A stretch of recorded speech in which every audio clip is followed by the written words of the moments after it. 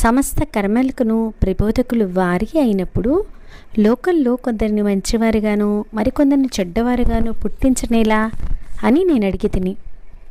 దానికి బంగారప్ప పెద్దగా నవ్వి, నాయనా, నీవు మంచి ప్రశ్ననే అడిగితివి. సృష్టి అంతయును ద్వంద్వముల సాయం చేతనే ఏర్పడింది.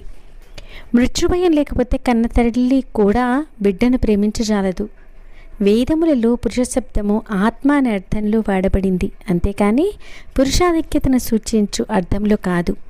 మానవ ధర్మములకు జంతు ధర్మములకు ఎంతటి వ్యత్యాసం కలదో మానవ ధర్మములకు దేవతా ధర్మములకు కూడా అంతటి వ్యత్యాసముండును.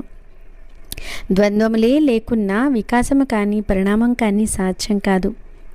భగవంతుడు సర్వశక్తివంతుడు అని నెడల అన్నియును మంచి శక్తులు మాత్రమే వారి యందు కలవని అర్థం కాదు. నీవు ఈ ప్రపంచంలో చూసేది మోసము